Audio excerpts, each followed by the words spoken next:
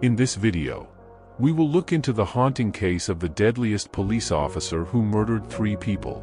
A fellow police officer and 2 young siblings she was paid to protect. It was supposed to be a routine closing shift at a quiet Vietnamese restaurant in New Orleans. But by the time the lights went out, those 3 were dead. Can you imagine that? A cop killing a cop. In this video we will cover every detail of the case.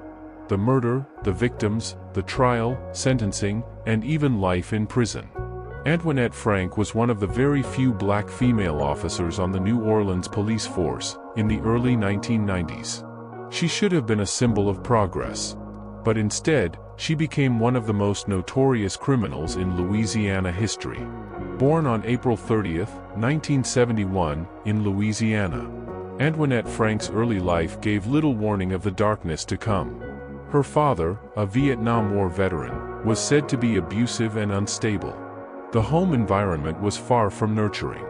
She struggled through school and had few accomplishments before she applied to the police academy. The New Orleans police accepted her. She seemed exactly like what they needed. Young, vibrant, and one of the top graduates of her academy class. Antoinette barely passed the psychological evaluations, with concerns raised about her emotional stability and honesty. A doctor warned the department not to hire her. But the New Orleans Police Department was desperate for recruits at the time. So, despite repeated red flags, she was hired and sworn in on February 7, 1993. 3 weeks later, she graduated from the academy. Within months of becoming an officer of the law, Antoinette's behavior became unpredictable. She lied to supervisors. She used her police vehicle for personal errands. And on November 25, 1994, while on duty, she responded to an emergency. It was a man laying on the ground, bleeding. He had been shot. That man was LaCaze, a known drug dealer, and was only 18 years old. She rescued him, took care of him, and they became close. The relationship turned romantic, and she even took him shopping. More than once, LaCaze was seen with her in the official patrol vehicle. And she introduced him to co-workers, even passed him off as her nephew or her trainee. They couldn't believe their eyes. How does a police officer start a relationship with a drug dealer? Witnesses said she parked squad cars for him, and once tried to buy a 9mm ammunition for him, the day before the restaurant murders. March 3 to 4, 1995.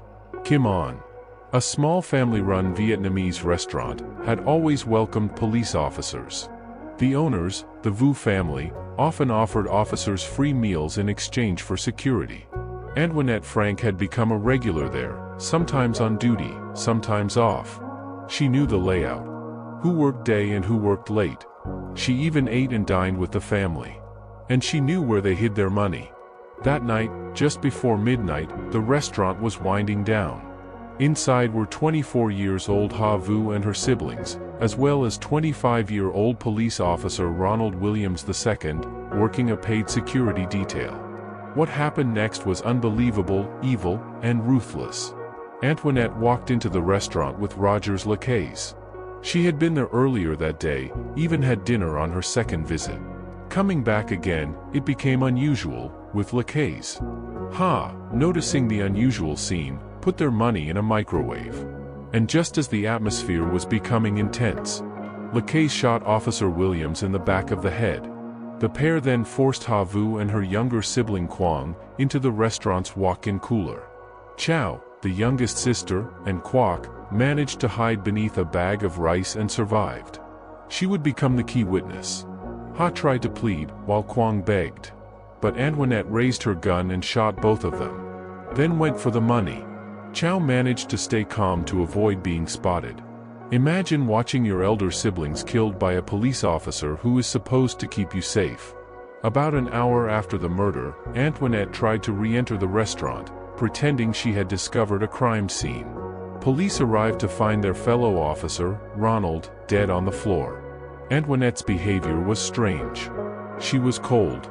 She barely asked about Officer Williams. She said she saw them, 3 men on mask. But Chau Vu, still trembling, told detectives what she had seen. Antoinette, LaCaze. It was them. She tried to deny. But security footage showed her at the restaurant, and her car matched the vehicle seen speeding away earlier. Both were arrested within hours. At the station, Antoinette confessed. Then retracted. Then blamed LaCaze. Then claimed she had been forced. But it was too late. She was tried first in September 1995. The courtroom was packed, with the victim's family seating behind her. Prosecutors laid out every detail. Her lies. The motive, money. Her abuse of power. The jury heard Chau Vu and Quoc's testimony. After a short deliberation, the verdict came in. She was found guilty on all counts. And on October 20, 1995, Antoinette Frank was officially sentenced to death. Her co-conspirator, LaCaze, was also convicted and sentenced to death in July 1995. But it was later vacated due to juror misconduct, and he was resentenced to life in prison without parole on December 13, 2019. To this day, Antoinette Frank remains the only woman on Louisiana's death row. Over the years, she has filed multiple appeals, arguing ineffective counsel, mishandled evidence, and even claiming she was framed. All have been denied. In April 2023, Louisiana Governor John Edwards announced his opposition to death penalty, calling for its abolition. Following his announcement, 56 of 57 inmates on death row, including Antoinette, filed clemency petitions in June 2023. But over the next month, they were all denied. However, on May 15, 2025, a state judge formally granted Antoinette's request for a new evidentiary hearing, acknowledging that her post-conviction appeals warranted a fresh review. As of now, her execution is indefinitely delayed due to the 2023 moratorium, and her case is awaiting this new hearing, likely scheduled for December 2025 according to the court's ruling. This case leaves us too many questions.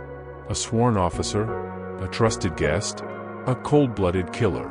The story of Antoinette Frank is a quiet reminder that evil can wear a uniform. Let me know what you think about this case. Thank you for staying with us. And if you want to see more videos like this, unraveling true crime stories, uncovering inmate backgrounds, and digging deep into the system, then subscribe to this channel. Hit the like button, and turn on the bell to get notified when we drop another one tomorrow.